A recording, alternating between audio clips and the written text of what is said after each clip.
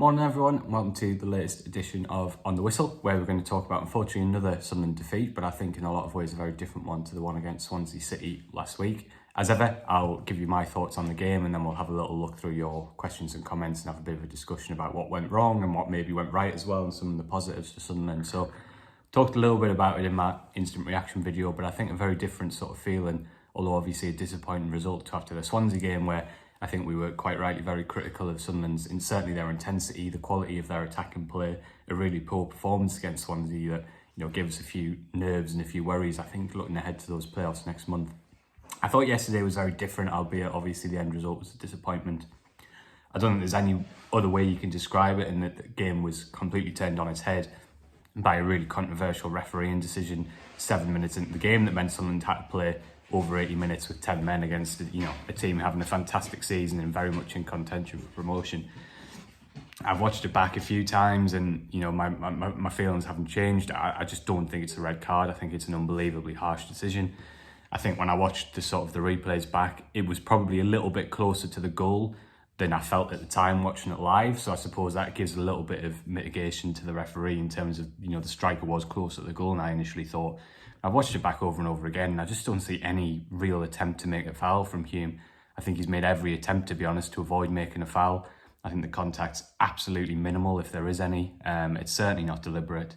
For me, I just don't in any way see that as a professional foul. Obviously, the referee's made that decision, but I think it's the wrong one. I think it has an absolutely undue influence on the game.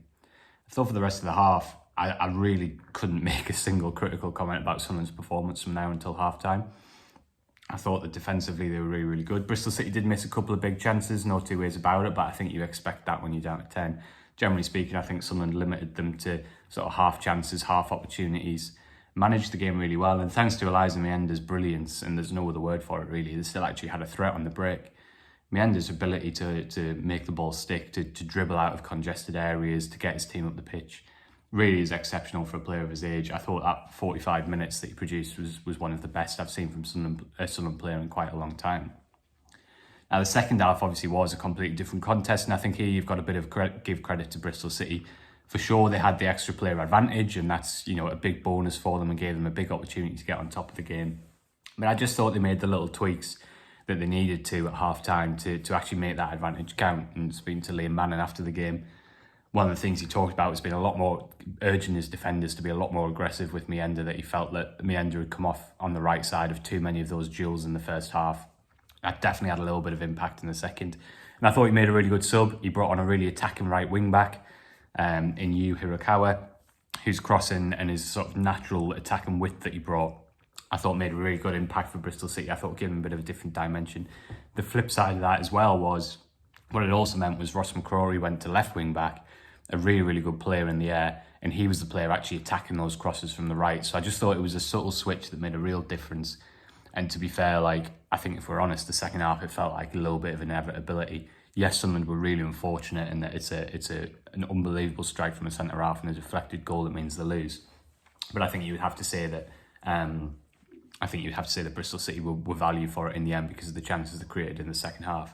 So credit to them for sure. It was a huge game their season. The pressure was really on them to win, and they came out after half-time and made the changes they needed, and I thought they probably deserved the win. But from a Sunderland perspective, I think that the big positives you take really are, even though it was a 5-6 minute spell, they started the game really brightly. Enzo Lefebvre looked really influential in the centre midfield role. It was really exciting to see that. I think that's a big positive moving forward. And I think the spirit and organisation that the players showed from there until the final whistle really was a huge positive. And speaking to Lebris after the game, and I thought it was spot on, really saying that, look, there's a chance that could happen in the playoffs, that the referee makes a controversial decision, that suddenly you end up down to 10. And he made the point that if that had been the first leg of a playoff semi-final, then actually you're coming back to the home leg with only one goal in it, and you're probably really pleased in terms of how you've managed that situation. So I think, although it was frustrating and a real shame that the game's basically been ruined, to be honest, by it, in what my eyes is the wrong decision so early in it, I do think there's a lot that Sunderland can take from it. So let's have a look at your questions and comments, see what you're saying about the game, have a little bit of discussion around them. So a question from Louis, who said, is this the closest you've been to discussing referees on this video? Yeah, try to avoid talking about referees on this video, really. I think, generally speaking, there's too much of it in in football. And the one thing you never want to do is when Sunderland have lost a game is to try and just make it an easy excuse in terms of the referee. I do feel it's fair to do that on this occasion because it was, in my view, completely the wrong decision. And it is the fundamental reason why Sunderland lost this game. So yeah, I think we're entitled to chat about the referees a little bit this week. I thought it was, as I say, I just don't think I'm not even convinced it's a foul, never mind a red card. That's my opinion. I'm sure especially some of Bristol City persuasion will disagree with me, but yeah, I thought it was a really poor decision that's had a huge impact on the game. Michael says, strangely feel quite positive after that defeat. Minutes and players that needed it, while rest for others. As frustrating as this period post Leeds, especially with 2 defeats on the bounce this week, that defensive display with 10 men was admirable. Plenty of gears that this team can get into. Yeah, I agree with you, Michael. As defeats go, it sounds a really strange thing to say, but that's the way to lose a game, isn't it, right? When your backs are against the wall, everything's kind of gone against you, and you show a lot of fight and a lot of spirit. You show a lot of togetherness from the team. I do think there's a lot we can take from that from the playoffs. Hopefully, as you mentioned, in terms of those gears that Sunderland get into, hopefully what we'll see next in these next few games is Sunderland starting to get that attack and rhythm back. Because I think for me, that's the one big question mark at the moment, just because we haven't really seen that fluidity, that chance creation much of late. I think a lot of that is due to the rotation, the new partnerships, the sort of slightly disjointed feel that's given. That's definitely the next kind of thing that I want to see. JD Harrop says that was as full strength as Bristol get. They struggled to beat our heavily rotated squad with a man advantage for most of the game. We have a striker and a defence in form. Totally different to our last playoff campaign. They won't look forward to playing us again. Yeah, I think, as I say, I think there's a lot of positives. I think you make a good point in terms of the last playoff campaign that we have a striker in form. We have 2 very good strikers. I know Wilson Isidor isn't in form at the moment, but that's a huge positive from where we were last time out. Yeah, listen, as I say, I think Bristol City were good in the second half. They were a really awkward opponent for Sunderland at the Stadium Light earlier this year. You're definitely not an opponent that you take for granted or take lightly in any way, shape or form if you were to meet again. But I definitely don't think there'll be anything in yesterday's game that makes Sunderland come away thinking that would be, a game that they can't win if it came to it. I definitely think they'll take a lot of positives from the way to it they were able to compete. So a lot of you are asking about this, so we can't really ignore it. So Ian says, Tommy Watson, another poor performance. Didn't feel he was fully committed in the game. Mentality continues to look poor since the move was confirmed. Yes, being down at 10 makes it hard, but other players still made an effort. Maybe being too critical again, but what were your thoughts on him this week?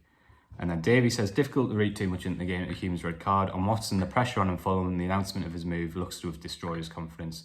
He's a young lad who's aware that he's now considered the villain and he looks mentally tired. Playing him does no one any favours. So yeah, I gave Watson a 5 yesterday. I thought he was off it. I think in those situations you need your winger, and I know Watson's got it in him. He's got the ability to do it, to be able to keep the ball, to dribble, to win fouls, to get you up the pitch. And much the same way that Meander did, and Watson wasn't really able to do that. I think that I'd be really, really reluctant to go down the road of saying that Watson's heart's not in it since the Brighton move. I just don't think it's that simple. I've watched Tommy Watson for a lot of years. He's a brilliantly talented young player. The defensive side of his game has always been the area that's going to have to improve. I think anyone who's watched Watson over the years would say that. And moving into the new stage of his career next year with Brighton, I think that's going to be the number one thing that he has to improve. So I understand why people feel like maybe watching his performance that there might be a commitment issue. I'm not convinced it's that simple. I think he's a little off the pace coming back from injury. Don't forget that he was he was out of action for quite a while. And I think that it's always been a side of his game that has never looked as convincing as that sort of stuff he does with the ball. The issue yesterday, as I mentioned, was that he's normally a lot better at keeping the ball than he was able to yesterday. So I think at the moment he's struggling for form, and I agree that the timing of the move, Sunderland's hope, I think, was that by the fact that it would be announced, it would be able to draw a line under it and kind of move on, rather than having the last few weeks of the season sort of the news getting out in drips and drabs and there being a bit of a cloud over the club. At the moment, I agree that there does look to be too much sort of pressure, scrutiny, intensity on such a young player. And I think that's really, really difficult. And I think it's definitely that something are going to have to think about, because at the moment, obviously, he is struggling. As I would say, the one thing I would say is that I'm not sure I can sit here and say I agree with the question, the suggestion that his heart's not in it or there was a commitment issue. I'm not sure that's the case. I think he's a bit off the pace. I think he is struggling for confidence. I think that much is clear. And I just think certainly those duels, those 50-50s, it's never been Tommy Watson's strength, and that's going to be something that if he is going to go in and play in the Premier League, that he'll have to improve on over time. So, I completely understand the comments, but that's my kind of views on it. I did think he was a little bit off it yesterday, but I'd be really, really reluctant to sit here and start talking about commitments. I think I'm not quite sure that's the case. But obviously, everyone will have their own opinions. A little bit of a similar thing. This Corey says, thanks for your question, Corey, because it is one that a few people have asked me about over the last few weeks, and I think it's a really good point. So, is it too late in the season to try getting Wilson Isidor minutes at left wing until Mundle returns? They said it was his natural position when he came over.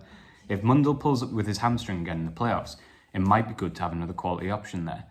So this is a really, really interesting question, and one that I would like to see it in terms of, I think the first thing to say is that the Breeze definitely sees Isidor as a striker. In the Championship, I think one of the things he decided quite early was that the pace of the game, the intensity, Isidor's ability to run in behind and stretch the game, he thought it was really well suited to playing up front in the Championship. So I think that he'd be really, really loath to move him in the playoff campaign. I think if Isidor's on the pitch, he wants him up front. However, I do totally agree with you, Corey, in that it's a position he's played before. It's potentially a position where you're going to be slight on options, so why not try it? So I do agree with that. I think it might be a really good idea just to try it a little bit and see what it looks like. The challenge at the moment is that because of Jayden Dan's not going to be fit this season, Lebris is really, really trying to manage Isidor and Meyenda's minutes, because he can't afford for one of them to get an injury for the playoff campaign, because whoever doesn't play in the playoffs, and there's a big debate over that at the moment, the other one is going to be the first substitute, the real game-changing player. So I think at the moment he's quite loath to have them on the pitch for large spells at a time. I know you saw a little bit of it yesterday. But for Monday, because he's played 90 minutes, I would expect Meyenda to drop out and Isidor to go up front. So I think there's a little bit of an issue at the moment in terms of squad management, in that I don't think he wants to have them on the pitch for quite a long time. But I think it's a good shout, Corey, just in terms of you going into the playoffs. It might be a position where you need another option. Can you try it? Is it a way to get Isidor and Meyenda on the pitch, even if it's only for half an hour? So I will ask about that the next opportunity I get. So keep an eye on that over the next couple of weeks. I will ask about that. I think it's unlikely, is my point. I think that Lebris sees, especially in the Championship, Isidor very much as a centre forward. But I will ask, because I think it's a fair point. Darren says, the performances throughout the team as a whole have been poor over the last few games. Do you think that is purely down to taking the foot off the pedal, or is it cause for concern when it comes to the playoffs? In my opinion, decent form going into the playoffs is usually key. We are way off. Yeah, I think that I thought there was a lot of good performances yesterday, and there are some good players in form. So I think it's a mixed fixture. I think Trai Hume's in really good form. I think Chris Metton's in excellent form. I thought, although he looks like he's a player who needs a rest, and maybe on Monday he'll get it. I thought Daniel was excellent after dropping to centre half yesterday. Meyenda's in excellent form. Certainly there are players who aren't quite where you want them to be, and the rest of them in the rotation and the disjointedness is definitely not what you want to see. I think that there's 2 points to this. One is that I think if you go back through the last sort of 5 or 6 playoff winners, it's a mixed fixture. Some teams were in excellent form, doing really, really well, which really feeds into your point, Darren. Some not so much. I mean, Southampton last year lost 3 of their last 5 games. They basically did what Sunderland did. It was pretty clear for a while that they weren't going to finish in the top 2. So they rested, rotated, and then had a really good playoff campaign. I don't think there's any one specific way to do it. What I would say is, as I alluded to, Darren, earlier, to one of the other questions, is that I would like to see Sunderland try and get some of that attacking rhythm back into the playoffs. I think defensively, since the Coventry game, it looks to me like the structure of the organisation, the spirit, the focus is decent. I know we've lost some games and we have conceded some cheap goals in that time, but I think there has been some positives there. It's the attacking side where I want to see a little bit more rhythm. For me, I think I've got no problem with Lebris resting and rotating on Monday.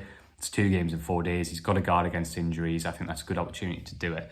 Then that leaves you 2 games left at the end of the season, whereas you're saying, Darren, I think you can really then focus then, get something approaching your best team out, rotate from the bench if you like later in the game, but really focus on those last 2 games and see if you can build a bit of rhythm, I think is the important word going into those playoff campaigns. So that's my view anyway. I just wanted to finish. A few of you were asking on YouTube about Hume's red card, how long he'd be out for, whether Sunderland would appeal. So it's only a 1-game suspension. Professional foul, denying a goal scoring opportunity is only a 1-game suspension, so it's not 3 games. 3 games is for things like violent conduct, dangerous play, stuff like that. Professional foul is 1 game. We spoke to Brice after the game.